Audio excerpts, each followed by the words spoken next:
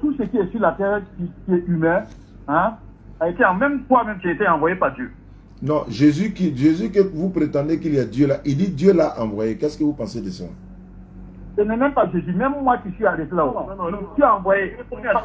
Parce que si tu dis que Jésus est un envoyé, c'est comme si moi je ne suis pas un envoyé. C'est pas ça, pasteur, allons doucement, il ne faut pas t'embrouiller. Oui, Jésus est un envoyé, je le connais. Allô? Envoyé. Tu reconnais que c'est un envoyé? Oui. Mais qui est Dieu alors? Qui l'a envoyé là? C'est quel Dieu qui l'a envoyé? Ah, non, non, il n'est pas bloqué. Non, il n'est pas bloqué. C'est quel Dieu qui a envoyé Jésus? Quel Dieu qui a envoyé Jésus? Allô? C'est ma question quoi? Vous dites que... C'est quel Dieu qui a envoyé Jésus? Ouais, qui a envoyé Jésus? Quel Dieu qui a envoyé Jésus? C'est quel Dieu qui a fait que Marie a pris sa grossesse de Jésus par la vertu du Saint-Esprit, de son pouvoir? Le Dieu qui a fait que Marie a pris grossesse là, il s'appelle comment? Hein? Le Dieu qui a fait que Marie a pris grossesse là, il s'appelle comment? C'est l'Éternel. Ah, c'est pas Jésus. C'est pas Jésus, hein? Écoute-moi, le nom que moi j'ai utilisé là-haut. Le nom que j'ai utilisé. Ils me font pitié, quoi. Écoute-moi, si j'ai dit Éternel là-haut, tu as plusieurs noms. Par exemple, je peux dire Jéhovah Jireh. L'Éternel qui donne, celui qui a donné le mouton à Abraham. Allô? Écoute-moi. Écoute-moi, dans moi, la mon but là, quand les gens appellent là, il les redresse sur le met sur le droit chemin, c'est tout. Moi, il t'a assis, ils m'ont appelé. Oui? Oui? Écoutez, celui qui est arrêté en train de vous parler là-haut, a dit Dieu face à face avant d'annoncer l'évangile. Non, on ne peut pas voir Dieu. La Bible dit qu'on ne peut pas voir Dieu et vivre. La Bible dit qu'on ne peut pas voir Dieu. La Bible dit personne ne peut voir Dieu et vivre. Ah bon, pourtant, c'est lui qui m'a appelé. Non, mais la Bible dit que personne ne peut voir Dieu. La Bible a dit, tu n'as pas dit que je me bats sur l'écriture, non. Je dis toute écriture. Je dis que toute écriture est utile. Allô? Allô? Allô? C'est même Dieu à qui il a parlé à Moïse ou pas? Allô? Oui. La Bible dit. Allô, pasteur? Oui. La Bible dit personne ne peut voir Dieu et puis tu vas vivre après. Alléluia. Est-ce qu'on n'a jamais vu Jésus? Écoute-moi. Ne vous pressez pas mourir. Regardez, écoute ce que je dis. Le Dieu que nous enseignons là-haut, il n'est pas physique sur la terre, mais il est esprit. Et Dieu peut prendre toutes les formes qu'il veut. Est-ce qu'on peut voir Dieu? Est-ce qu'on peut voir Dieu? On peut voir Dieu. La Bible dit non. La Bible dit non. Oui, dans quel passage la Bible dit qu'on ne peut pas voir Dieu? La Bible dit dans Exode 33, verset 20. Personne ne peut me voir et vivre. Pourtant, Abraham l'a vu, mais Abraham n'a jamais vu Dieu. Quand Dieu partait pour détruire Sodome et Gomorrhe là-haut, c'était les anges. C'était des anges. Avec les deux anges là-haut. C'était les anges. Dieu a parlé à Abraham. Non, c'était pas Dieu, c'était les anges. Il y avait Gabriel, il y avait Raphaël et puis il y avait Michael. C'était pas Dieu, c'était les anges. Non, celui qui était au milieu, c'était Dieu. Non, Dieu n'est pas un homme. Dieu n'est point un homme. Alors que dans ce passage de Genèse 18 là, on dit Abraham a vu 3 hommes. Alors, l'islam est trop doux. Allô, pasteur, alaikum salam. Il connaît. Ah, d'accord. D'accord. Merci beaucoup. Ouais, merci à vous depuis le Burkina.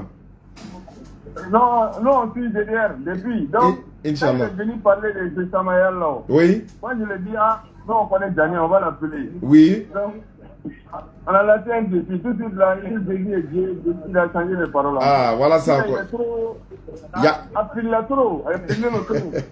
n'y a pas de problème. Merci beaucoup à vous. Merci, Daniel. Inch'Allah. Oui, quand quelqu'un nous appelle, quand quelqu'un veut mélanger l'un de nos frères musulmans net, nous sommes là pour ça, pour rétablir la vérité. Il y a un chrétien qui m'a envoyé une note vocale. On va écouter la note vocale. Et la note vocale, ça fait chaud au cœur. Et c'est voilà. Écoutons. Oui, bonsoir. Attendez, je reprends parce que ça va en vitesse. Oui, bonsoir. Oustaz Jérôme, j'espère que tout va bien. Oui, Oustaz, mais moi, avant, je suis un chrétien. Mais maintenant, grâce à vos débats que vous faites sur TikTok, là, moi, j'ai regardé ce débat-là. Vraiment, j'ai regretté être chrétien. Maintenant, je vais convertir. Parce qu'aujourd'hui, je suis parti même au mosquée. Je suis parti Idi. Parce que je vois, il y a un débat que je vis.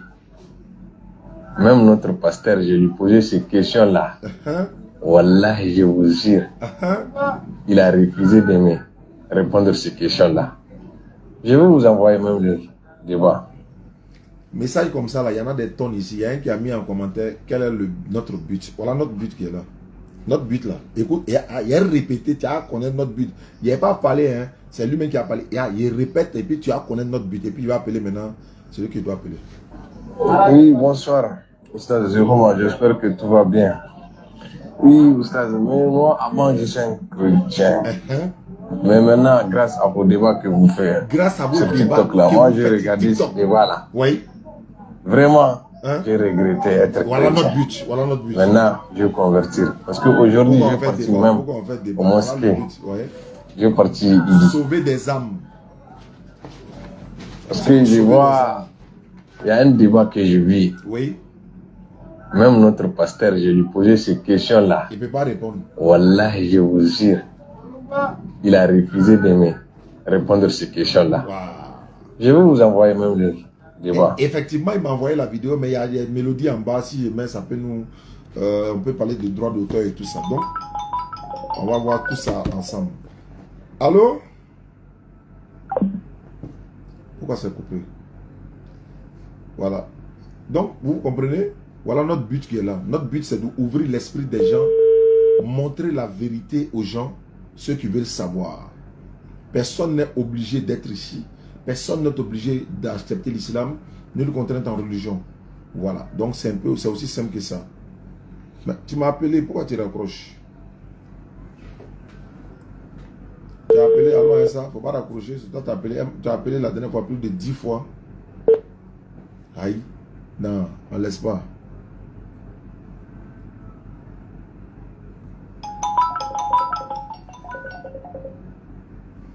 Allô?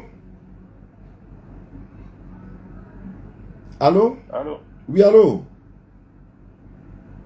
Oui, bonjour. Bonjour, à qui ai-je l'honneur? Je suis bien sûr en direct là. À qui ai-je l'honneur?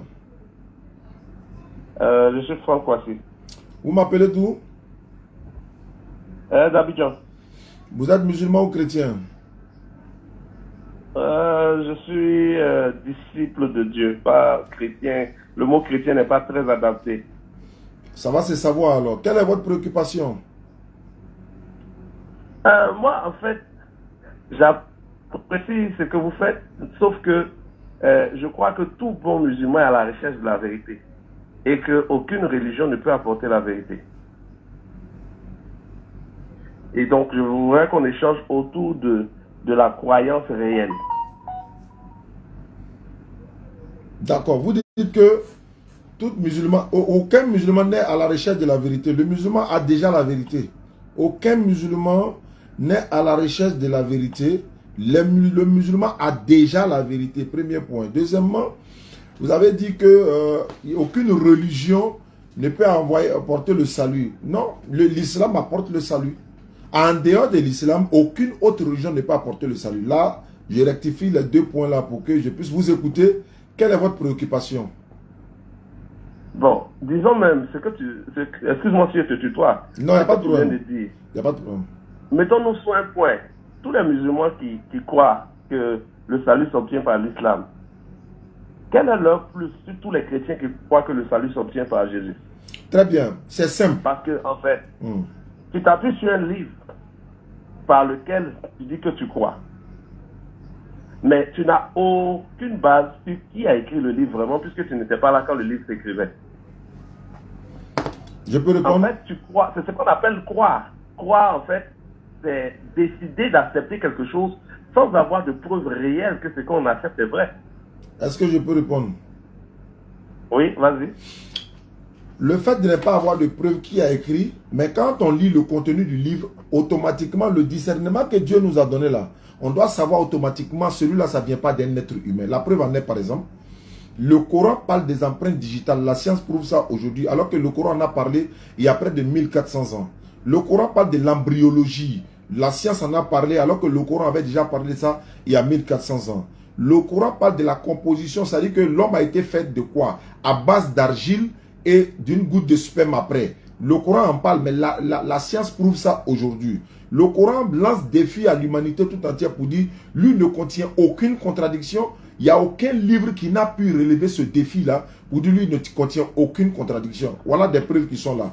Le Coran seul est mémorisé par les enfants de 10 ans, 15 ans, 20 ans. Le Coran complet, 114 sourates, 6236 versets mémorisés dans la mémoire d'un être humain. Un enfant de 10, 15, 20 ans. Attendez, un enfant de 10, 15, 20 ans qui mémorise le Coran. En dehors du Coran, il n'y a pas un seul livre sur la planète Terre qui peut être mémorisé par qui que ce soit. Même, c'est-à-dire que, même quand je compare le Coran par exemple à la Bible, parce que c'est de ça qu'il s'agit, il n'y a aucun pasteur sur la terre qui peut mémoriser, je dis bien 2 pages, 2 pages, je dis bien 2 pages des feuilles de la Bible. Même si je vais aller à l'extrême, je dis par exemple, le livre de Matthieu seul, aucun pasteur sur la planète Terre, aucun homme de Dieu en dehors du Coran, en dehors de l'islam, ne peut mémoriser ça. Le livre de Matthieu seul. Ça, c'est à l'extrême. Hein. Sinon, je peux même exagérer. Il dit 2 pages de Matthieu seulement. Il ne peut pas. Mais comment se fait-il? Le Coran, 114 sourates, 6236 versets, dans la mémoire d'un seul individu qui mémorise ça et qui peut... Je prends un autre exemple. Et qui est cet individu qui mémorise? Allahu Akbar. Ça, c'est une très bonne question. Ils sont des milliers et des milliers dans le monde entier. Il y a un jeune petit Ivoirien tout à l'heure, il est allé au Soudan, j'oublie son nom, il est Ivoirien, il est allé au Soudan, il a été le champion du monde au Soudan, sur le territoire soudanais, dans la mémorisation du Coran. Il a été accueilli à l'aéroport. Je connais des centaines et des centaines de personnes qui ont mémorisé le Coran. Ils sont là, on les accueille en Guinée. Et puis regardez, il n'est pas forcément Ivoirien, hein. Il n'est pas arabe, hein. Il a appris le Coran. Si ça ne vient pas de Dieu, tu ne peux pas mémoriser. Voilà pourquoi il lance le défi. Aucun livre, Prenons ce cas-là. Sans te couper, excuse-moi si c'est l'impression. Non, il n'y a pas de problème. Prenons le cas de tout ce que tu as donné comme argument. Mais tout ce que tu as donné comme argument prouve que Dieu a créé des hommes avec des capacités. Ça ne donne aucune preuve que le Coran vient forcément de Dieu. Premièrement, je réponds à ça. Tu dis que le Coran démontre. Ce que tu dis que le Coran démontre, à savoir que l'homme vient de l'argile, à savoir que ceci ou cela, tout ce que tu as dit, sont des bases aussi que la Bible démontre. La Bible ne parle pas de ça. La Bible ne parle pas de ça. La Bible parle de l'homme est créé de l'argile. Et la descendance de l'homme a été créée de quoi? La descendance.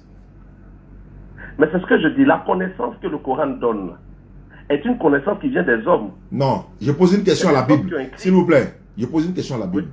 La Bible dit l'homme a été créé d'argile, le Coran en parle également. Mais l'homme qui a été créé d'argile, c'était qui? C'était Adam. Oui. Les enfants d'Adam sont devenus de quelle matière, selon la Bible? Mais selon la Bible, les enfants d'Adam ne sont pas créés, ils sont nés. Et de quelle matière? De quelle matière? De spermatozoïdes. Il faut montrer le verset qui le dit dans la Bible. Mais c'est ce que je dis. Là, on ne parle même pas des livres. On parle de l'intelligence que Dieu a donnée. Non. Les scientifiques, par exemple. Non. Vous esquivez là. Si vous êtes en train d'esquiver là, est-ce qu'il y a un verset? Est-ce qu'il y a un verset? Vous savez, ici. Tout n'est pas une histoire de verset. Ah, vous savez. Les livres là. Les livres. Il y a une chose que vous devez savoir quand vous nous appelez. Allô, s'il vous plaît. Il y a une chose que vous devez savoir quand vous nous appelez. Mettez dans votre tête que ce sont des musulmans. C'est-à-dire qu'ils ne sont pas là pour te bénir, oui. C'est-à-dire quand tu parles là, ils vont t'arrêter pour vérifier. Alors que si c'est l'autre côté, l'homme de Dieu parle, personne ne peut l'arrêter. Ici là, mettez dans votre tête quand vous venez chez les musulmans. Mais c'est vérifiable, non? Donnez un verset. Non, on peut vérifier. Donnez un verset, on va vérifier dans la Bible. Où on dit, l'homme a été créé. Genèse chapitre 1, Dieu a créé l'homme de la poussière de la terre. Je ne parle pas de l'homme qui a été créé de poussière. Il dit sa descendance là. Les enfants d'Adam sont venus de quelle matière? Vous avez des spermatozoïdes. Je veux le verset qui le dit. Non, en fait, quand je dis spermatozoïde, peut-être que tu ne comprends pas. Je suis en train de dire que même si dans le Coran, il y a des détails qui ne sont pas dans la Bible, que ce soit le Coran ou la Bible, les scientifiques même qui ne croient pas en Dieu ont démontré des choses bien longtemps, même avant que nous on ne sache. Le Coran a existé avant la science. Le Coran était là avant la science. Donc tu ne peux pas dire ça. Le Coran a existé avant la science. Bien sûr. Mais la Bible a existé avant le Coran. L'Ancien Testament a existé avant la Bible. Non. Avant le Coran. Non, vous parlez de la Torah. Je suis d'accord. La Torah existe avant le Coran. La Torah que Dieu a donnée à Moïse a existé avant le Coran. Voilà. Donc du moment où la Torah existe avant le Coran et que le Coran vient ajouter des détails, ça ne veut pas dire forcément que le Coran annule la Torah. Oui, mais c'est pourquoi Allah il lance le défi, produisait quelque chose de semblable au Coran. Il a lancé le défi près de 1400 ans, personne n'a pu relever. Mais qui doit produire ceux qui prouvent que... Non, je vais dire... Le Coran venait en premier. Non, en fait, je vais dire... Ceux qui disent... le Coran qui vient prouver quelque chose. Non. En fait, le Coran vient corriger. Voilà. Et regarde par exemple, je vais vous donner un exemple. Sans que le Coran n'ait été annoncé. Je vais vous donner un exemple. Dans la Bible, là, il est dit que Lot a couché avec ses 2 filles. Il les a enceintés sous le fait de l'alcool. Le Coran dit c'est faux. Lot n'a jamais fait ça. Le Coran dit que Noé a bu du vin. Il a couché. Et disons, ses enfants l'ont vu nu. La Bible dit, voilà. La Bible dit que Noé a bu du vin. Et puis, la nudité de ses enfants est sortie. Mais il était nu. Ses enfants l'ont vu. C'est faux. La Bible dit que Dieu regrette d'avoir créé l'homme. Le Coran dit c'est faux, Dieu ne regrette pas. Comment Dieu va regretter? Il connaît leur passé. La Bible n'a jamais dit que le Dieu regrette. La Bible n'a jamais dit que Dieu regrette. Vous dites quoi? La Bible n'a jamais dit, c'est une mauvaise traduction. Marcel, attends. Le mot hébreu traduit par regretter ici n'a pas le sens d'un regret humain. Mais attends, le mot qui a utilisé, qu'est-ce qui a été utilisé dans le sens de regretter? Tu parles de texte où il est écrit que Dieu regretta d'avoir fait l'homme. Bien sûr. Mais ce n'est pas le vrai mot. En fait, c'est les traductions. Mais donnez l'original. Bon, apportez-nous l'original et puis on va voir. S'il vous plaît, apportez-nous le texte original. Parce que moi, il y a le texte original du Coran devant moi. Dès que la traduction est forcée, il me réfère au original. Montrez-moi l'original. Dans le texte original, qu'est-ce qui a été dit? Mais là, ce que tu viens de dire est un peu bizarre pour le Coran. Parce que si tu dis que tu as la traduction originale et qu'il y a une mauvaise traduction, c'est que tu reconnais que dans les livres, il y a de mauvaises traductions. Je parle de ta Bible, frère. Il ne faut pas faire ça. Je parle de ta Bible. Il dit, comme tu dis dans le texte original, ce n'est pas ce qui a été dit. Lisez-moi le texte original et puis on va voir. Alors, moi, il y a le texte original en cas de... Voilà, on vous bat là-bas encore. Parce que si vous dites que dans le texte... Attends, ce n'est pas la traduction française que vous nous avez envoyée. Oui, vous n'avez pas le texte original. Donc, c'est réfère à ce qui est écrit. Non. Vous n'avez pas de preuves pour dire... La traduction française, ce n'est pas nous qui l'avons envoyée. Non, je vais dire... Non, en fait, je vais dire... Excusez-moi, hein. Je vais dire, si vous dites... Si moi, je dis, par exemple... Allah n'a pas dit telle chose dans le texte original, je dois être capable de montrer au moins le texte original.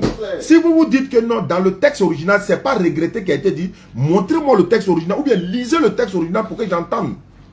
Déjà, avant, je suis en train de prendre le texte pour te le lire, mais je tenais aussi à préciser que dans l'intention de répondre la vérité que tu dis que tu as, parfois, il faudrait au moins aussi vérifier les contextes de ce que tu dis. Parce que tu avais bien dit que Dieu avait dit que l'homme, ses jours seraient de 120 ans, pourtant les gens vivent plus longtemps que 120. Mais ça, c'est une erreur. Non, le texte n'était pas dans ce sens. Mais ça, c'est une erreur grave même. Parce que Noé a vécu 950 ans. C'est toi qui n'as pas compris, en fait. Comment ça? Je te donne le texte. Allons-y, expliquez-moi. Nous sommes dans Genèse. Dieu dit, les jours de l'homme ne sera que de 120 ans. Ça, c'est Genèse. Voilà. Genèse, je crois Genèse 9, verset 3. Et puis, je crois, verset, ou bien Genèse 3, un truc comme ça. Il dit, le jour de l'homme ne sera que de 120 ans. Mais moi, je veux savoir une chose. Est-ce que vous pouvez montrer quelqu'un qui a pu mémoriser la Bible sur la surface de la terre? Ça n'existe pas. Parce que ça ne vient pas de Dieu. Non, mais en fait, le problème ici, c'est que dans le contexte de la Bible, il n'y a pas d'importance de mémoriser parce que... Non, il y a une importance. Je suis Dieu par la Bible. Ce n'est pas de mémoriser la Bible. Mémoriser un livre ne fait pas de nous des gens... Non, je vais vous donner l'importance. Je vais vous donner l'importance. Je vous donne déjà Genèse chapitre 6. D'accord, vous finissez ça, je reviens à ce point-là, c'est important. Voilà, l'Éternel Dieu se repentit d'avoir fait l'homme sur la terre. Voilà le texte que vous avez cité. Mais ce texte-là a pour mot hébreu, se repentir ici, là. C'est un mot qui donne Nacham. Bon, je prononce ça mal, c'est Nakam ou Naokam.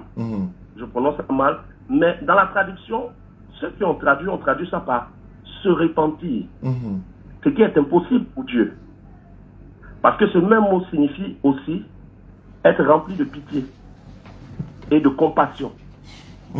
Donc, quand on va prendre le mot, la lecture en français va vous donner l'impression que Dieu regrette. Mais en ayant les mots grecs ou hébreux ou araméens, vous allez vous rendre compte que le même mot signifie plusieurs choses et ils ont fait un choix parmi ces différents mots. En fait, Dieu fut rempli de compassion. Oui, y a pas, je peux être d'accord avec vous, mais il y a une partie où je ne suis pas d'accord. Vous savez pourquoi? Comment se fait-il que sur des centaines de Bibles, aucun d'eux n'a pu traduire d'une autre manière? Ils ont tous suivi la même traduction. C'est pas possible. C'est pour cela que moi je suis là et que moi je suis en train de parler avec toi. Je fais partie des rares personnes à qui Dieu a donné de comprendre ce que beaucoup ont. Attends, c'est Guillaume Kofi? Mais c'est Guillaume Kofi, c'est le prophète Guillaume Kofi. Toi-même tu sais. Donc tu viens dans mon live comme ça et puis tu te caches, tu ne vas pas parler. Mais tu m'invites pas, On nous donne notre conversation. Tu sais que je suis en train de faire ta promotion, non? En fait, non, je ne fais pas ta promotion, mais je te cite un exemple souvent où tu dis Jésus n'est pas mort pour vos péchés là. Hey, les chrétiens là, tu vas les expliquer, oui, hein? Les gens sont déformés. Tu vois un peu ce que je viens d'expliquer. Allons-y, bien aimé. Comme je t'ai repéré, je vais aller doucement avec toi maintenant. Allons-y. Voilà, ils ont pris des textes et ils les ont traduits selon les bords de leur croyance parce que beaucoup de personnes n'allaient pas prendre le temps de vérifier et parce qu'au temps où les textes ont été mis, beaucoup ne savaient ni lire, beaucoup ne connaissaient ni l'hébreu, ni le grec, ni l'araméen. Et donc les textes vont être traduits à la va-vite pour établir des principes pour que tout le monde suive la masse. D'accord. Mais ce qu'ils ont fait a apporté beaucoup de confusion. Par exemple, là, dans ce texte, Dieu s'est repenti. Voilà. Comment Dieu, le créateur du ciel, va se repentir? C'est pas possible. Il n'est pas omniscient, il est omniscient. Bien donc sûr. Dieu ne peut pas se repentir. Ça, ils ont choisi entre plusieurs mots qui sont hébreux, le mot qui correspond le moins à Dieu, et ils l'ont plaqué là par se repentir, pendant que le même mot signifie avoir compassion ou avoir pitié. Ils l'ont enlevé avoir compassion et ils ont mis se repentir. Ce qui apporte une grande confusion et qui va donner des arguments à beaucoup de personnes. Effectivement, nous ça nous arrange, nous on n'a pas de problème. Voilà pourquoi quand j'ai commencé, j'ai dit que j'apprécie le travail que vous faites, parce que certains me disent oui, prophète, comment toi tu peux être prophète et dire que tu apprécies le travail que Oustaz fait? J'ai dit non, j'apprécie pourquoi? Parce que premièrement, le travail d'Oustaz et de ceux qui sont avec lui vous oblige à chercher. Ça c'est clair, ça c'est clair. Vous ne voulez pas fouiller, pendant que vous prêchez à des gens, vous leur dites leur donner du salut, et vous ne prenez même pas le temps de regarder même les textes vous-même, et vous ne faites que répondre ce qu'on vous dit dans une école théologique. Donc Dieu permet que Oustaz soit là pour que vous ayez honte quand il faut avoir honte, et pour que vous soyez humble pour aller fouiller. C'est clair. Voilà. C'est clair.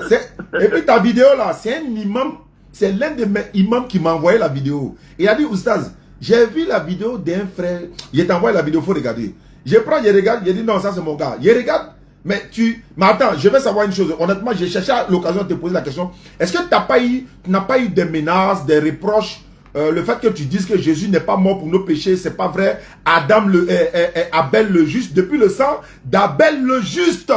Mais moi, je prends le texte, et puis je regarde, je dis, mais attends, il a raison. Puisque Jésus ne peut pas dire quelqu'un le juste. Et puis après, non, c'est pas. Nous, 2024 ans plus non, c'est pas possible. C'est nous qui sommes les pécheurs. Non, c'est pas possible. Et Jésus vient mourir pour un péché que Dieu n'a pas révélé dans le passé. Non. Les pasteurs entendent, beaucoup de gens entendent. Il y a des gens qui au début disent, quand ils m'écrivent, oui, tu es peut-être musulman, tu es déguisé, tu te fais passer pour prophète, c'est en fait un musulman qui ça n'a rien à voir.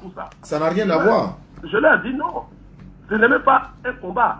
Parce que beaucoup d'entre vous croyez qu'on est en combat avec l'islam. Aucun combat n'existe entre la foi chrétienne et l'islam. Effectivement. Il n'y a pas de combat. On est tous nés et on est venu trouver une terre où on a découvert un message et chacun choisit ce qu'il pense être le plus juste. Ceux qui croient que le message le plus juste est celui qui est venu par Mohammed parce qu'ils sont convaincus que voici leur messager, vont commencer à pratiquer ce message dans l'objectif de trouver Dieu. Ceux qui croient que c'est de Jésus que vient le message vont commencer à pratiquer ce message dans l'objectif de trouver Dieu. Mais il faudrait que chacun de nous à la recherche de Dieu puisse faire une pause, sans passion, s'asseoir et confronter les vérités pour voir qu'est-ce qui est beaucoup plus juste. Parce qu'on n'est pas des adversaires. Donc quand je dis ça aux gens, ils ne comprennent pas. On n'est pas en train de faire un combat. Personne ne cherche à humilier quelqu'un. On est en train de chercher la vérité du Dieu dont nous sommes convaincus qu'il existe. que ce soit musulman ou chrétien, on sait que Dieu existe. C'est clair. Maintenant, ce Dieu qui existe, qui est-il? Quel est le chemin pour le trouver? Quelle est la profondeur de ce qu'il a voulu faire en créant le monde? Est-ce qu'il est celui qui permet ceci ou qui interdit cela? C'est dans ce sens que nous sommes en train de rentrer, nous sommes appelés à servir Dieu, à lire les textes. Donc il n'y a pas de conflit. Parce que certains m'ont dit le jour, on s'était vu devant le restaurant, toi et moi, oui, mais regarde comment tu te salues avec eux. Hein, des gens qui sont nos ennemis. Je dis jamais, ils ne sont pas les ennemis, ça c'est pour les religieux. C'est pour les chrétiens, mal chrétiens là. Sinon, comment ton frère, tu peux aimer ton frère, aimer Dieu que tu ne vois pas et ne pas aimer ton frère parce qu'il est musulman? C'est clair. Il est musulman, il ne t'a rien fait de mal. C'est clair. Quel est le mal qui t'a fait d'être musulman? Quel est le mal qui t'a fait de prier Allah pendant que toi tu dis tu pries Jésus? C'est que Jésus même n'a jamais demandé. Quel est le mal?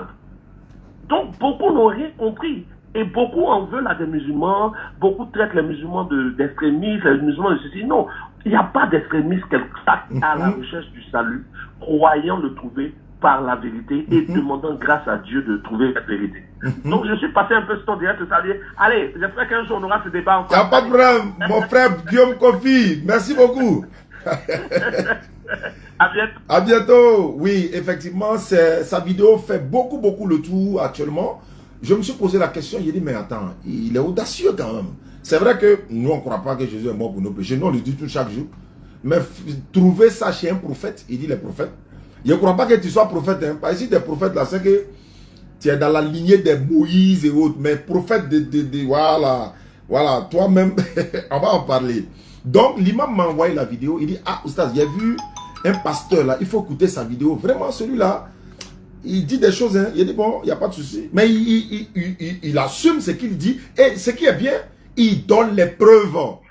Et les versets qu'il a donnés là, je suis allé m'asseoir moi sur la maison, j'ai pris les versets, j'ai pris le texte, j'ai pris tout. Il a dit, mais attends, c'est logique ça. Allô? Allô? Oui, allô? Oui, bonsoir, monsieur Ostaz. Bonsoir. Moi, c'est Josué, je vous appelle de la France, je pense que vous voyez. Vous êtes musulman ou chrétien? Chrétien. D'accord, allons-y, je vous écoute alors. Au fait, c'était pour revenir sur ce que le monsieur avec qui vous parliez tout à l'heure avait dit. Au fait, en vérité, Jésus n'est pas venu mourir pour tout le monde, pour les péchés de tout le monde surtout. C'est juste marqué que seulement ceux qui croient. Sinon, du moment que tu ne crois pas, bah, la mort n'est pas valable pour toi. Ah, c'est clair. C'est justement quand tu crois. Et voilà, il y a surtout un péché que Dieu ne pardonne pas, c'est le blasphème contre le Saint-Esprit. Oui. Après là, j'ai pas encore eu l'explication concrète de ce que c'est le blasphème contre le Saint-Esprit, donc je pourrais pas tout me prononcer dessus. Oui. Et en ce qui concerne, moi je voulais encore savoir concernant la formation de l'homme, parce que je suivais votre live tout à l'heure, vous aviez dit que l'homme a été créé à partir d'une goutte de sperme. Oui. Moi, je voudrais savoir plus comment ça se fait. Oui. L'homme a été créé par la poussière. Oui. Et, vous dites que l'homme a été créé à partir d'une goutte de sperme. En fait c'est un enseignement que la Bible n'a pas. C'est pourquoi Jésus a dit, il y a encore beaucoup de choses à dire que vous ne pouvez pas les porter maintenant. Il y a beaucoup de choses à dire que vous ne pouvez pas les porter. Ça veut dire quoi? Il y a des choses que vous ne pouvez pas concevoir et vous n'avez pas la capacité de comprendre. Maintenant, il parlait à ses disciples, bien sûr. Mais celui qui viendra après moi va vous enseigner tout. Donc, je suis dans la page Sourate 32, verset 6, verset 7 et le verset 8. Je fais la lecture. C'est lui, Allah, le connaisseur des mondes inconnus et visibles, le puissant, le miséricordieux, qui a bien fait tout ce qu'il a créé. Il a commencé la création de l'homme à partir d'argile. Ce qui est clair. Il a commencé la création de l'être humain à partir d'argile. Ok, ça c'est Adam. Maintenant il dit, puis il tira sa descendance d'une goutte de sperme d'ovule. C'est-à-dire d'une goutte d'ovule, le sperme. La logique, c'est quoi? Adam n'a pas de père, il n'a pas de mère. Ève a été tirée des côtes d'Adam, donc Adam est considéré comme le père de Ève. Nous qui naissons, c'est-à-dire que Caïn et Abel là, ils sont venus par des rapports sexuels, Donc par le suprême qui a été, n'est-ce pas, injecté ou encore dans le ventre de notre mère Hawa. Donc, c'est de ça qu'Allah parle ici. C'est pourquoi il a demandé au prophète, mais si l'homme a été créé d'argile ou bien de poussière, la Bible le confirme, le Coran le confirme. Mais les enfants là sont venus de quelle matière? Il a bien trouvé la réponse, seulement que ce n'est pas biblique. Tu l'as trouvé la réponse, c'est le suprême, mais ce n'est pas biblique. Mais c'est le Coran qui en parle et qui précise même. Et personne ne peut nier cela. Nous avons été tous faits à base de sperme, nos parents, etc., etc. Mais c'est le Coran qui précise. Donc, il a bien commencé la création de l'homme. Il a dit, il a commencé la création de l'homme à partir d'argile et sa descendance. C'est-à-dire que, à part Adam, là, c'est fini. Tout le reste, là, c'est un rapport intime et puis nous venons au monde. Voilà le Coran qui en parle. Ça, c'est un. Deux, Allah parle encore de la composition de l'homme. Nous avons créé l'homme d'une goutte de sperme. Après, nous l'avons revêtu. Il est devenu une chair, le goutte de sang. La chair a été revêtue de peau, etc., etc. Allah est le meilleur des créateurs. Dans un reposoir solide, etc., etc. Donc, le Coran, quand le Coran vient, la Bible, là, il se tait.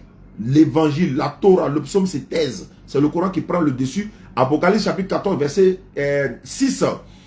L'ange, il dit, Jean va dire, comment on appelle ça, dans le livre d'Apocalypse, j'ai vu un autre ange qui volait du milieu du ciel et de la terre, qui avait entre ses mains un évangile éternel. Parce que l'évangile des gens a été écrit pour les enfants d'Israël. Donc, un évangile éternel pour tout peuple, toute tribu, toute nation et toute langue. Cet évangile éternel-là, c'est le Coran. Personne ne peut démonter ça. Et le message central de cet évangile-là était craignez Dieu.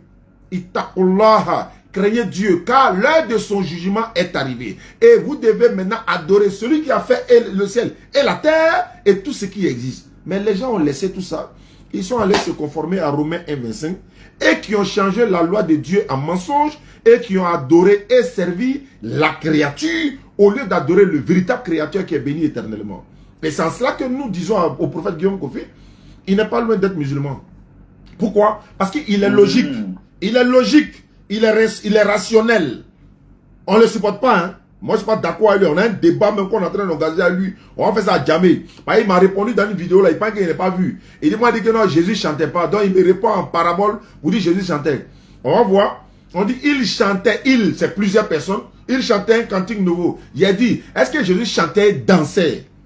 Le prophète a appris côté de chanter, non? D'ailleurs, on n'a pas dit Jésus chantait là-bas. On dit il, plusieurs. Mais ils ont dit que c'est lui là maintenant, Jésus. Et puis Jésus chantait quoi? Alléluia, louons le. Non, il ne faut pas faire ça. C'est un prophète. Donc après ça, on dit ils ont dansé. Non, non, ça ce sont des choses.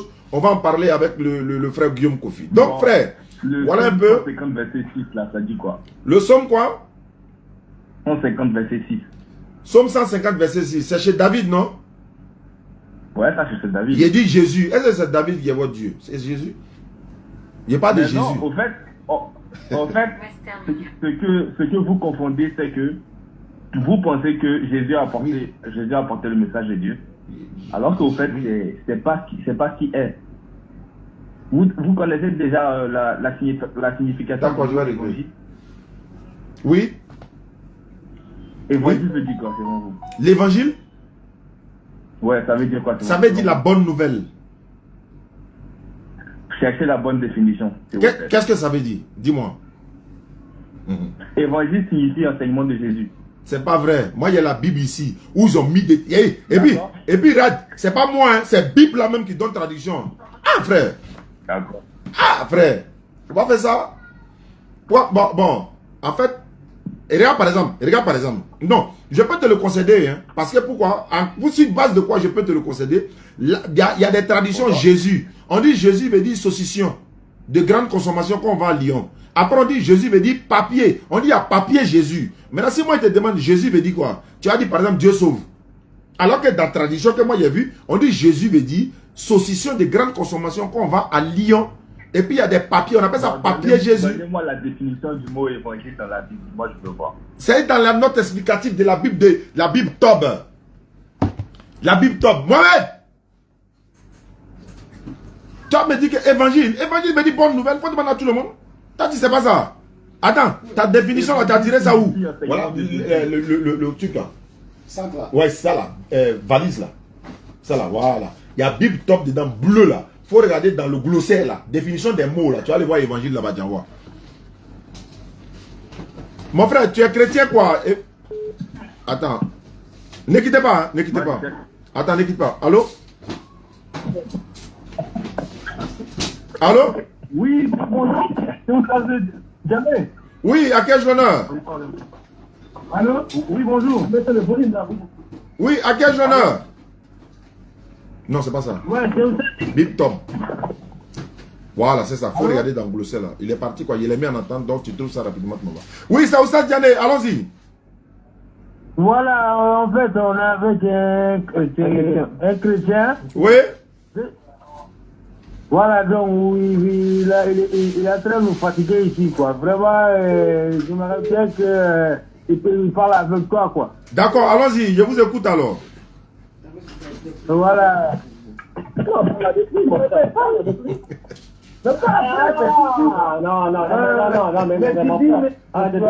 Panique a commencé. Non, mais il veut fuir, quoi, en fait. Non, il ne peut pas fuir. Au moment où on va appeler, lui va fuir. Il ne faut pas fuir. On est dedans. Voilà. Sors la de lui. Oui, voilà. Oui, bonjour. Bonjour. S'il vous plaît, j'ai une question.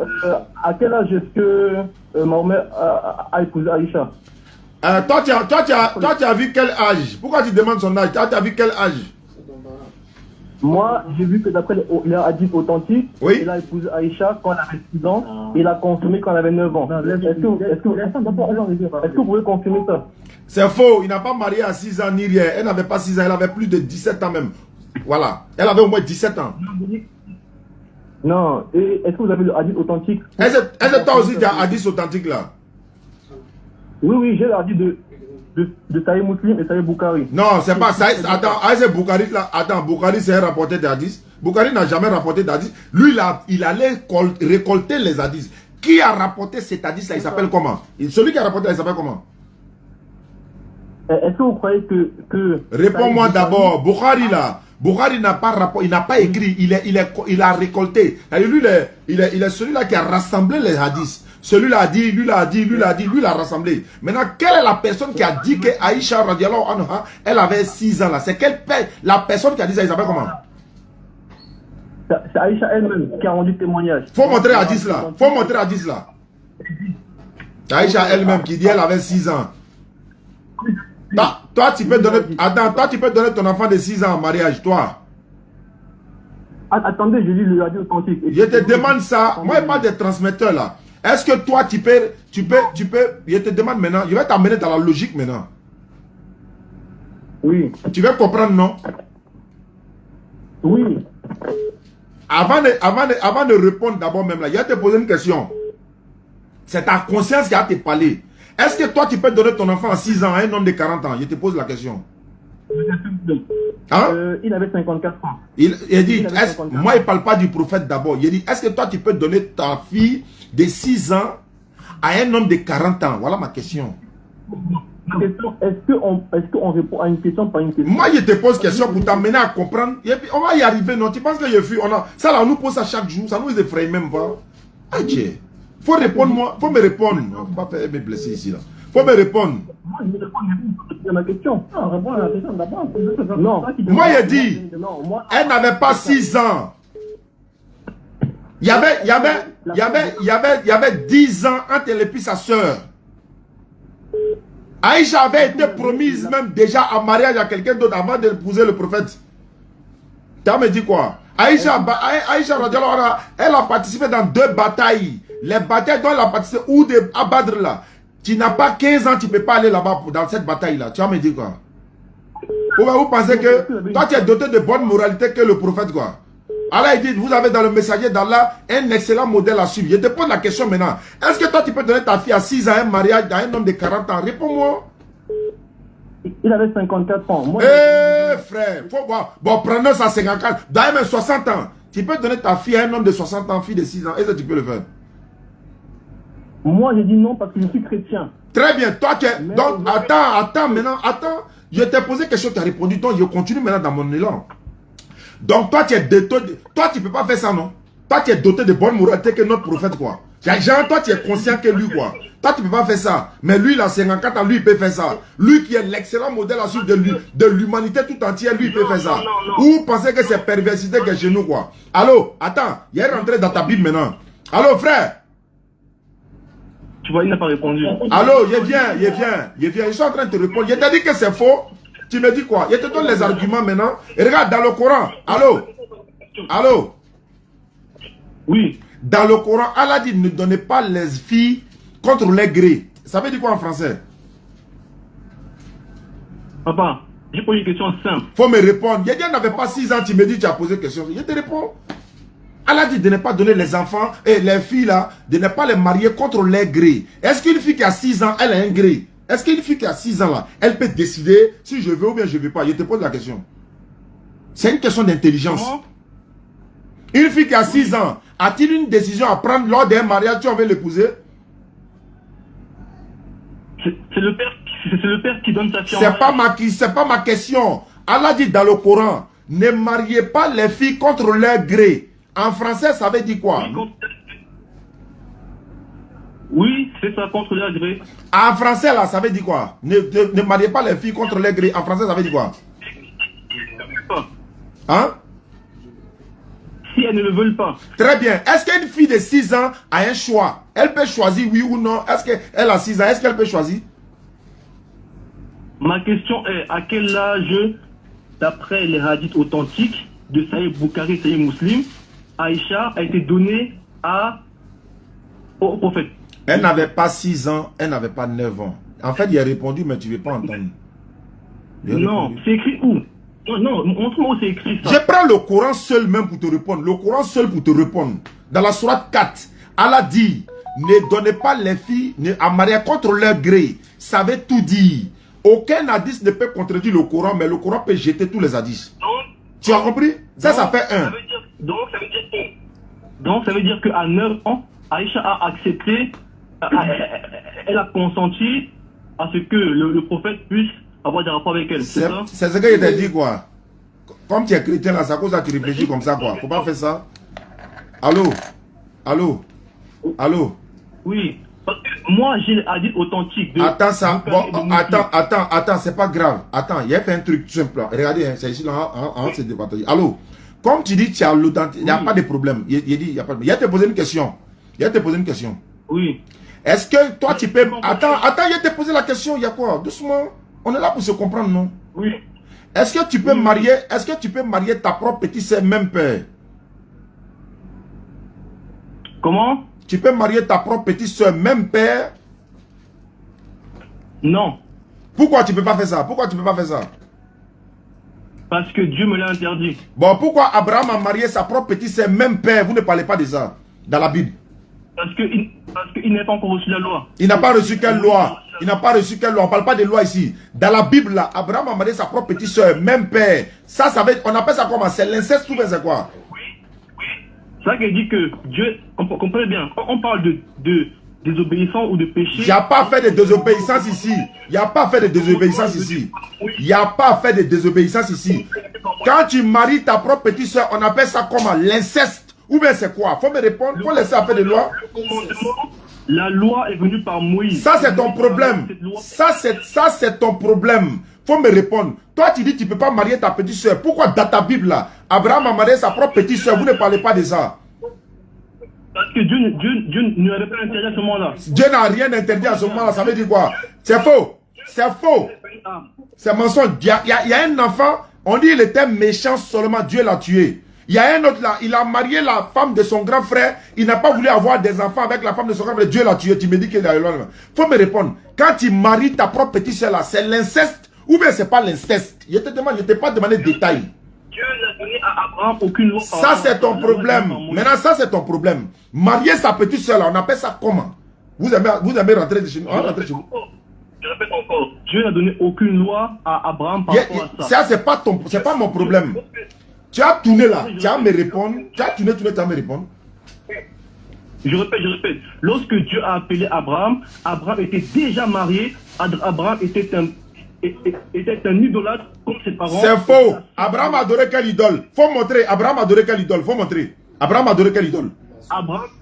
Abraham était comme son père. Il faut montrer où Abraham adorait idole. Tu dis il était idolâtre, il était comme son père. Il a désobéi à son papa à cause des idoles. Tu dis il était idolâtre. Il faut montrer où Abraham adorait idole. Il faut montrer. Quand on vous attrape quelque part, vous le fuyez là. Très très bien. La Bible dit Abraham, quitte ton pays. Quitte ta patrie. Faut laisser ça. On est dans Aïcha. Faut laisser ça. On est dans Aïcha ici. Non, reviens ici. Reviens ici. On est dans Aïcha ici. Marier sa petite soeur, on appelle ça comment? Une question, vous fuyez. C'est pas grave. C'est pas grave. C'est pas grave. Moi, il t'a répondu, tu ne veux pas comprendre. Il t'a répondu. Rebecca, là, elle a été mariée à quel âge? Par Isaac. Dans le Talmud des Juifs, là. Dans le Talmud des Juifs, là. Rebecca a été mariée à 3 ans. Rebecca a été mariée à 3 ans. Dans le Talmud des Juifs. Bon, comprenez bien.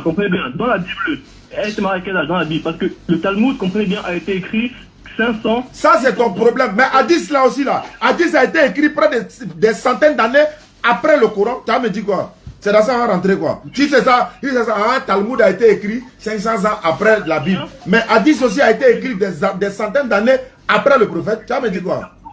Il a dit. Dans le Talmud là. Tu vas me répondre ça. Jésus. Tu jeûnes, non? Visionner Marie dans le Talmud. Nous chrétiens, on ne croit pas au Talmud. Ça, c'est ton problème. Vous ne croyez pas au problème. Ça, c'est ton problème. Dans la Bible là. Tu vas me répondre. Attends ça, lui il pense qu'il est malin. Mon frère, quand on marie sa petite soeur, on appelle ça comment? Moi je te pose une question. Quand quelqu'un marie sa propre petite soeur, on appelle ça comment? Toi tu dis il a marié fille de 6 ans, non? On laisse, c'est pas grave. Maintenant quelqu'un qui marie sa propre petite soeur, même père là, on appelle ça comment? Comment? Tu as entendu? Tu as entendu? Tu vas me dire comment?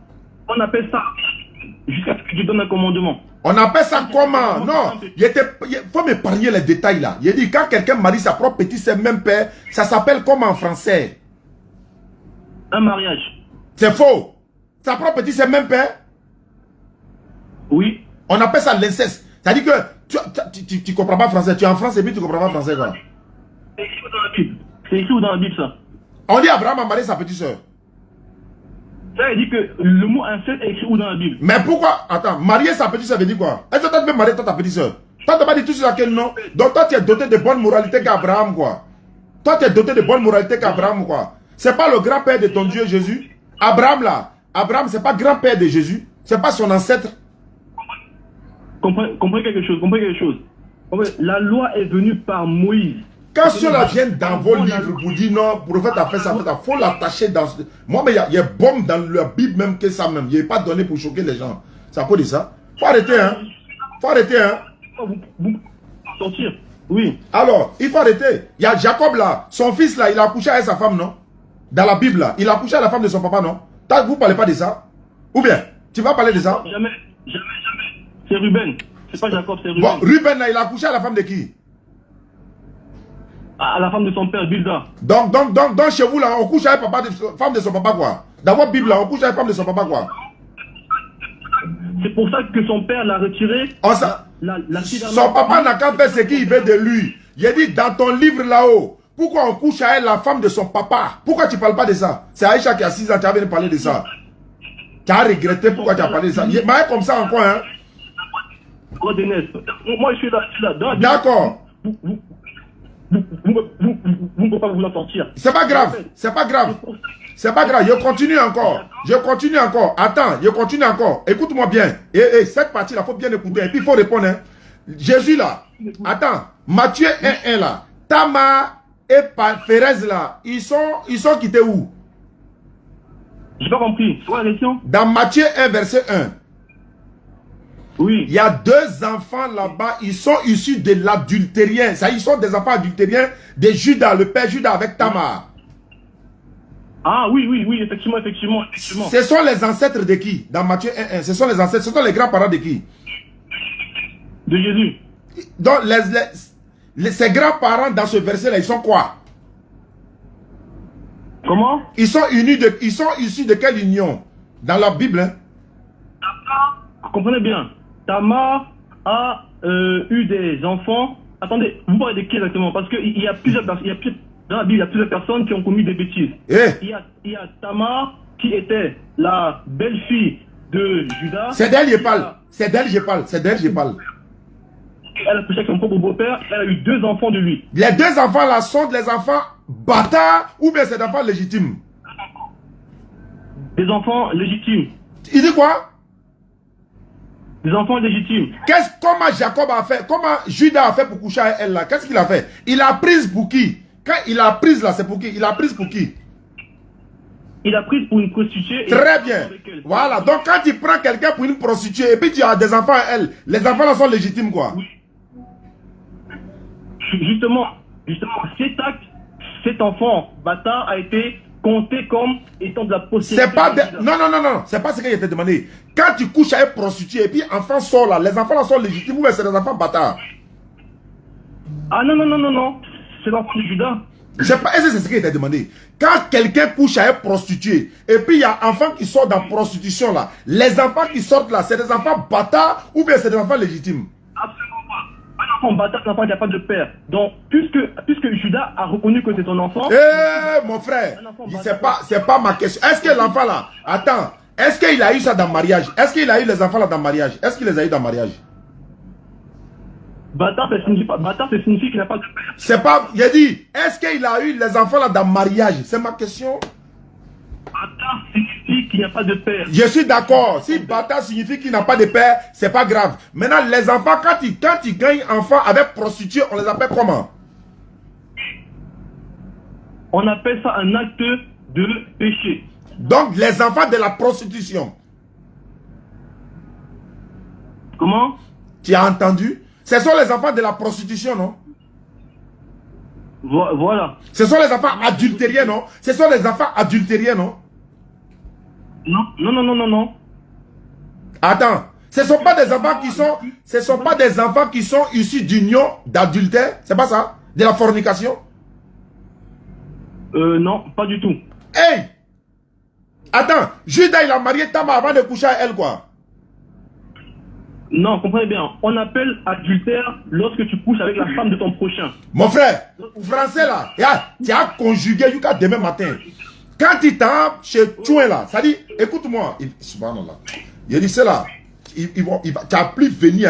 Il dit, quand tu t'en vas coucher avec prostituée et puis enfant sort dedans, l'enfant là l'appelle comment? C'est ça qu'elle dit que Tamar n'est pas une prostituée. Quand tu couches avec prostituée et puis l'enfant sort dedans, les enfants là ils sont quoi? C'est que Tamar n'est pas une prostituée, il faut bien comprendre ça. Tamar n'est pas quoi? Elle n'est pas une prostituée. Elle allait s'asseoir sur la route des villages du Judas là, c'était pour faire quoi? Elle allait s'asseoir là-bas là, c'était pour faire quoi? Elle a fermé son visage là, c'était pour faire quoi? C'était pour avoir un enfant. C'était pour avoir un enfant. Avec son mari, non? Avec son mari, non? Non. Avec qui? Parce qu'elle savait... comprenez bien, on lui a dit que son beau-père va arriver. Donc, elle s'est mise là pour accueillir son beau-père et d'avoir un enfant par lui. Maintenant, elle ne voulait pas... c'est faux, c'est pas ce qui est écrit. Elle n'a jamais dit qu'elle va avoir un enfant. Elle n'a jamais lu le texte là ou bien. Faut pas mentir. Elle n'a jamais dit ça. Elle est partie s'asseoir sur la route là-bas. Tu sais pourquoi elle est partie? Parce que le petit frère, le dernier petit frère devait être donné à Tamar en mariage. Comme on ne veut pas lui donner depuis là, elle est partie s'asseoir sur la route là-bas. Mais le monsieur l'a pris pour qui? Judas l'a prise pour qui?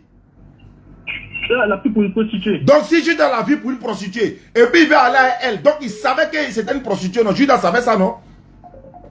Oui, mais elle aussi, elle savait que c'était... C'est pas grave. Maintenant, Judas est parti coucher. Judas a couché avec prostituée. Donc, comme Judas a couché avec prostituée, l'enfant est sorti de la prostitution. Est-ce que l'enfant qui sort d'une prostitution est un enfant pur, ou bien c'est un enfant béni, ou bien c'est pas un enfant béni? Je veux savoir. Vous comprenez bien ce que dit. L'enfant qui est sorti là, ok, est le fruit d'une prostitution. Très bien. Et cet enfant... Maintenant, l'enfant... Oh, donc, c'est union illicite, non? C'est union illicite, non?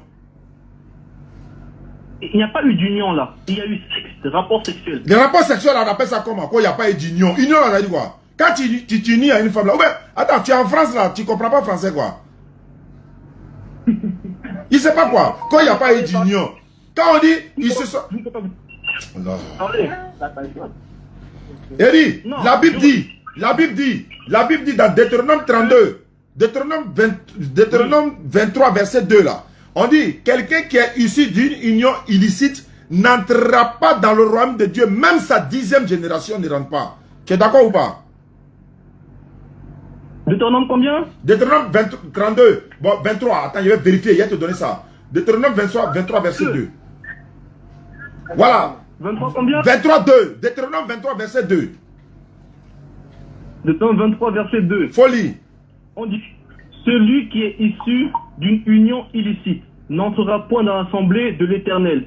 Même sa 10e génération n'entrera point dans l'assemblée de l'Éternel. Très bien. J'ai bien. Les enfants qui sont sortis de Juda là, ce sont des enfants licites ou bien union illicite? Ok, ça c'est une très bonne question. Maintenant, ma question est la suivante. Faut répondre d'abord. Tu dis ma question est la suivante. Réponds d'abord. Je vais répondre. Deutéronome a été révélé à qui? C'est pas ma question. Tu n'as pas fui. Tu as répondu. On s'en fout de à qui ça a été répondu. C'est pas la parole de Dieu. C'est pas la parole de ton Dieu. Ou bien ta Bible là, c'est pas la parole de Dieu aujourd'hui. Nak Banako, ça a été révélé à qui? Tu vas me répondre. Est-ce que quand quelqu'un est sorti de union adultère là, c'est un enfant licite ou bien c'est un enfant illicite? C'est une union illicite. D'accord. Ok, en fait, si vous voulez...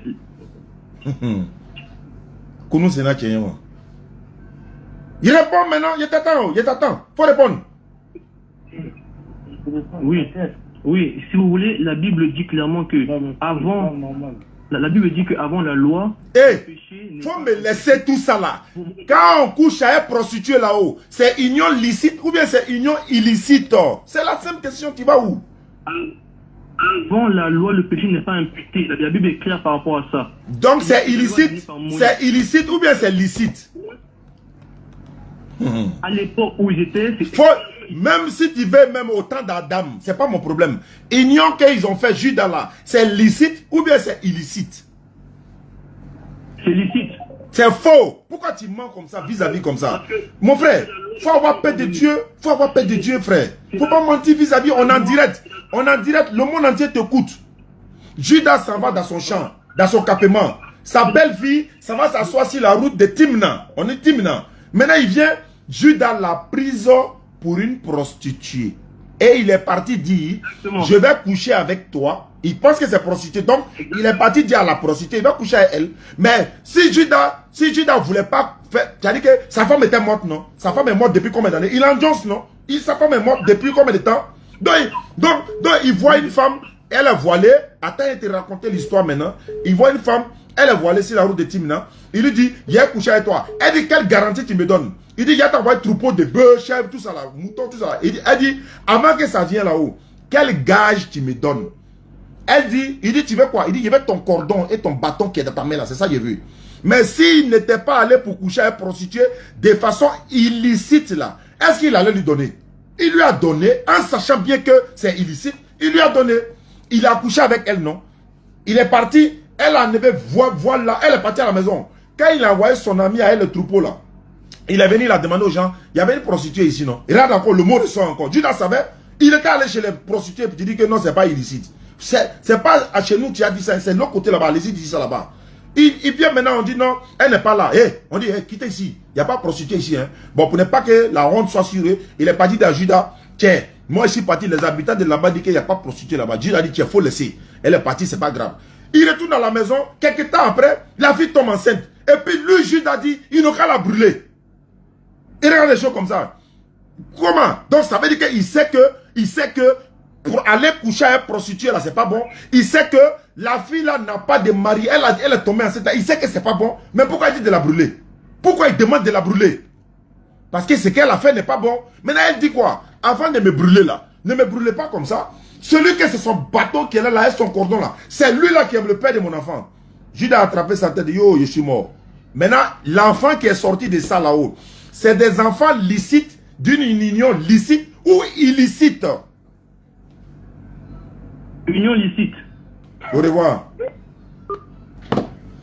Vous savez pourquoi il ne peut pas répondre? C'est un argument que, par la grâce d'Allah, attends, respirez d'abord.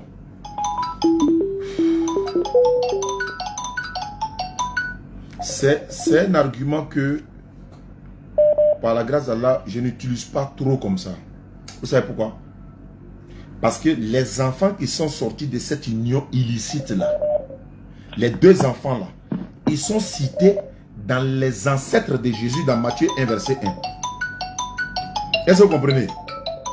Ils sont cités parmi les ancêtres de Jésus dans Matthieu 1, verset 1. C'est là-bas qu'il allait l'amener. Il sait, il a anticipé, il sait. Mais tout... Attends, de vous à moi, tout le monde sait que c'est une union illicite. Les gars, ou bien, maintenant il allait lui demander, dans Deutéronome 23 là, 2 qu'il a donné là, on dit, celui qui est issu d'une union illicite n'entrera pas dans le royaume de Dieu, même sa 10e génération n'entrera pas. C'est-à-dire, tu es issu d'une union illicite, tu ne rentres pas, même ta 10e génération ne rentre pas.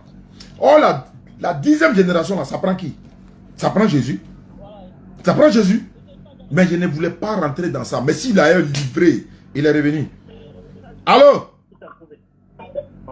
Alors, oui. Voilà, là maintenant on a compris rien, mais maintenant avec moi il disait que voilà, que Jésus est Dieu, c'est un Dieu. Donc il se rembourse là, parce que la Dieu dont on avait un chlore là soro. Na bola bila atena akotuni adia adama pota dama. Voilà, il t'écoute. Voilà. Oui, il dit que Jésus est Dieu. Non, attends, les frères maliens là, les frères maliens et moi, on est même chose parce qu'on est musulmans. Faut répéter ce que tu les as dit là. Que Jésus est quoi? Voilà, je dis que même dans le Coran, Isa est Dieu. Et dans la Bible, Jésus est Dieu. Bon, on n'a qu'à finir la Bible d'abord. Ok. En tout cas, ouais, c'est qui a mis Gengeng. Voilà, c'est qui ça? Aïcha Silla. Voilà, c'est Gengeng. Voilà, c'est Gengeng. Il y a des films là, on commencer maintenant. Allô, frère? Oui. Tu as la Bible là, toi? Bien sûr. Attends. Après là, quand ça a chauffé là, faut pas venir dire non, il y a un côté qui est l'homme, hein. Faut dire en même temps, s'il y a un côté qui est l'homme, s'il y a un côté de Jésus qui est l'homme là. Non, justement, je vais vous préciser. Jésus là, okay, il est 100% Dieu et 100% homme. Je savais où. Donc c'est pas un Dieu complet quoi. Attends. Il est moitié Dieu quoi. Faut dire il est moitié Dieu. Faut dire ça dans sa bouche. Non, pas moitié. 100% Dieu, 100% homme. Il n'y a pas comment ça fait 200%. Il a deux natures. Adam. Il a deux natures. Il a deux natures, oui. Quand il est sur la terre là, il est homme ou bien il est Dieu? Les deux. D'accord. Vous avez entendu, hein? Maintenant dans Matthieu 27, 46. Il faut prendre Matthieu 27, 46. Matthieu 27, 46. Ça fait 200%. Matthieu 27. 46. 27 combien? 46, 46. Oui. Qu'est-ce qu'il y a écrit? Oui. Et vers la 9e heure, oui. Jésus s'écria d'une voix forte. Oui. Élie, lama sabachthani. Oui. C'est-à-dire, oui. Mon Dieu, oui. Mon Dieu, pourquoi m'as-tu abandonné? Très bien. Comme il a les deux natures, il est sur la terre, il a les deux natures. Étant avec les deux natures sur la croix, il s'adressait à qui? Il s'adressait à son père. Quitte là-bas. Quel père encore? Il a les deux natures en lui, non? Il est déjà Dieu et homme sur la croix, non? Il s'adresse à qui encore? Pourquoi tu veux dire ça? Tu fais quoi comme ça? En Dieu et en... Non. En Dieu, il y a deux personnes. Non. Attends. Les deux personnes de Dieu là, c'est pas eux qui sont sur la croix. C'est pas eux qui sont déjà sur la croix. Il est déjà deux sur la croix, non? L'homme et Dieu en même temps sur la croix, non? Ou bien, quand il est sur la croix là, c'est pas les deux natures. Pas compris. Tu vas comprendre? Tu vas comprendre. Il y a deux natures. Il y a le Père, enfin en Dieu, pardon, il y a deux personnes. Le Père et le Fils. Le Père est 100% Dieu, le Fils est 100% Dieu. Très bien. C'est pas les deux là qui sont sur la croix là? Ou bien c'est pas les deux là qui sont sur la croix? Non. Le Père n'est pas sur la croix. Le Père est au ciel. Attends, t'as pas dit que Jésus est sur la terre là, il est Dieu en même temps homme? C'est ça. Mais la croix là, la croix là, c'est planté au ciel ou bien c'est planté sur la terre? La croix là. Le Père n'est pas... Ouais, bien, le Père n'est pas le Fils n'est pas le Père. Il regarde cacophonie comme ça là. Il regarde, quand le Père n'est pas le Fils. C'est écrit où? Toi, tu es comme même. J'ai dit, quand Jésus est sur la croix là-haut, attends, on va se comprendre. Quand Jésus est sur la croix là, c'est Dieu et homme à la fois qui est sur la croix. Non, c'est ce que tu as dit. Il est 100% Dieu, 100% homme. Sur la croix, non? Sur la croix, non? Sur la croix, là. C'est 100%. Oui. Voilà. Maintenant, comme il est Dieu en même temps homme, donc il y a Dieu déjà sur la croix et l'homme sur la croix. Donc il ne doit plus s'adresser à quelqu'un encore. C'est fini. Parce qu'il est les deux dans la nature déjà. Il y a deux. Je répète encore. Le Père est Dieu, le Fils est Dieu. C'est écrit où? C'est écrit où? C'est écrit où? C'est écrit où? Dans quel passage de la Bible que le Père est Dieu, le Fils est Dieu? C'est écrit où? Oui, c'est écrit dans Jean 1.1. Folie. Folie. Où on dit le Père est Dieu, le Fils est Dieu. Si on n'a pas vu, ce que tu as dit là, écrit là-bas là, il est coupé et puis il m'en va à la maison. Ok. On va dire. Jean 1, chapitre 1, verset 1. Au commencement était la parole. La parole était avec Dieu et la parole était Dieu. Ici là, on voit qu'il y a deux personnes. Il y a la parole et il y a Dieu. Oh, où est-ce que c'est écrit fils là-bas là? C'est écrit où? Avec Dieu. Non. Et la parole, oui, comprenez bien. Et la parole était Dieu. Au verset maintenant 14, on dit, et la parole a été faite chair. La parole est devenue un homme. Elle a habité parmi nous, pleine de grâce et de vérité, et nous avons contemplé sa gloire. Une gloire comme la gloire du Fils unique du Père. Alors, est-ce qu'on a dit la gloire de Dieu est venue sous forme humaine? Est-ce qu'on a dit la gloire de Dieu est venue sous forme humaine? Est-ce qu'on a dit la gloire de Dieu est venue sous forme humaine? On a dit quoi là-bas? La gloire de qui? La gloire de qui? On dit la gloire de qui? La gloire du Fils unique. Alors, Fils unique de qui? Le Fils unique de qui? De qui? De Dieu. Alors, le Fils unique de Dieu s'appelle comment? Le Fils unique de Dieu, il s'appelle comment? C'est Jésus. Le Dieu même s'appelle comment? Dieu. Il s'appelle comment? Jésus. Attends, il reprend. Hein. Le Fils unique de Dieu s'appelle comment? Jésus. Dieu même s'appelle comment? Jésus, mais on l'appelle le Père. En fait, comprenez bien. Non, faut pas te blesser. Faut pas te blesser. Tu vas te blesser. Tu dis Dieu s'appelle Jésus. Écoutez. Non, mais laisse-lui parler aussi. Il y a toi avec moi. Voilà. On t'écoute au sage. Bon, on va faire une autre manière. Il va plus vous parler de Jésus et Dieu d'abord. Attends, frère. Voilà. Quand Jésus est sur la terre, là, il est Dieu et homme à la fois. C'est ce que tu as dit, non? C'est ça. Maintenant, quand on devait le circoncier, là, oui, c'est Dieu et homme à la fois, on a circoncié, non? Attendez.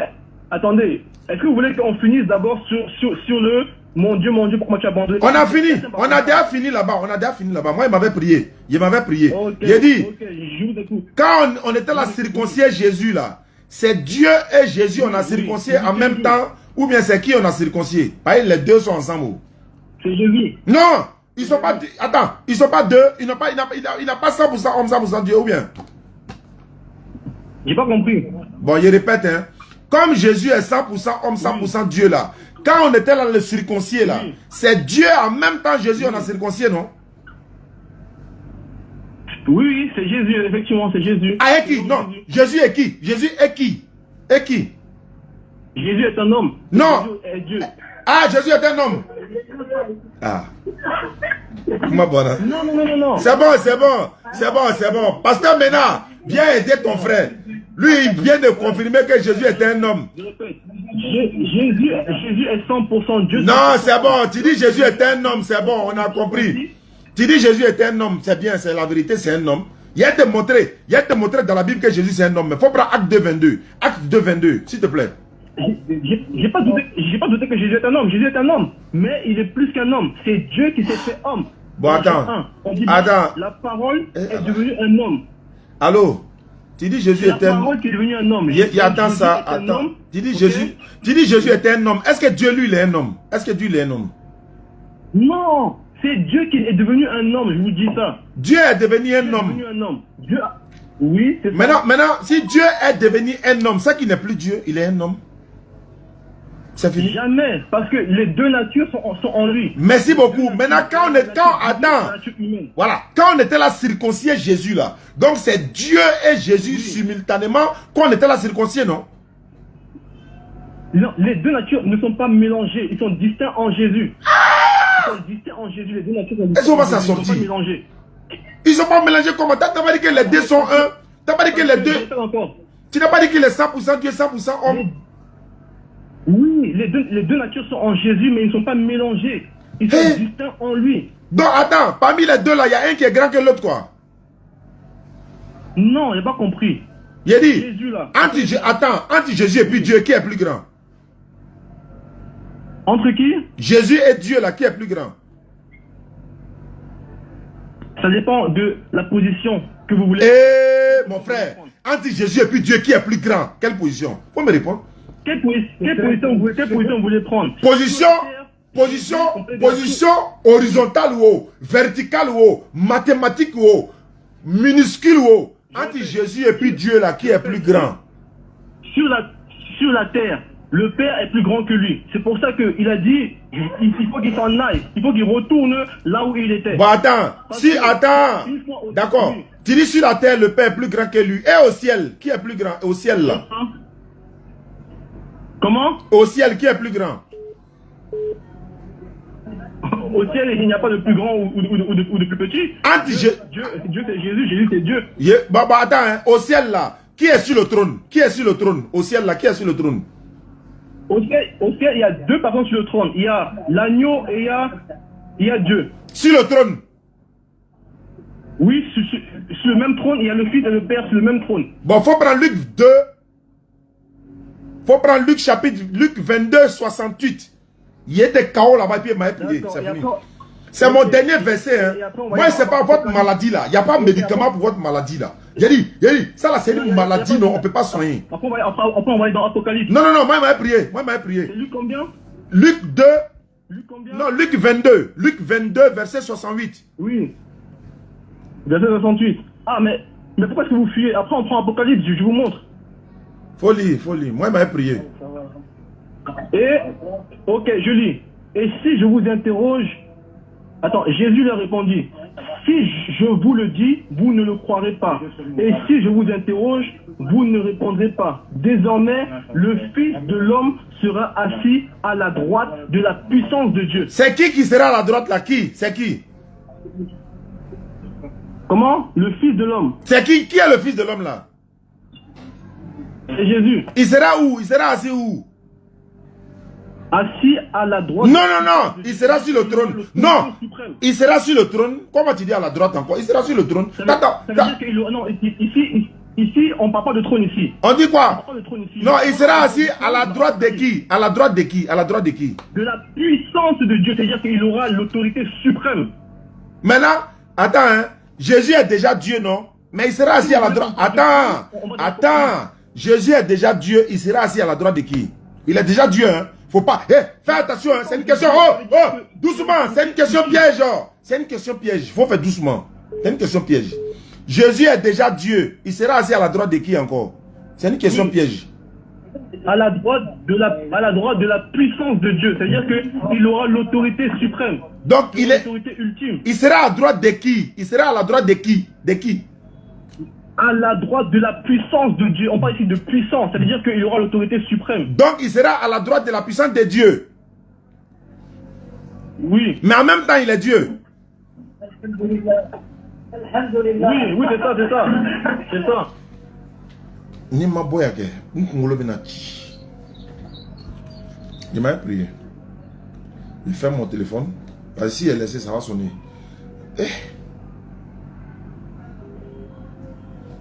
On ne peut rien faire pour vous. On ne peut rien faire pour vous. Ça là, si tu n'es pas devenu musulman, que tu meurs dans ça là, tu vas tout droit en enfer.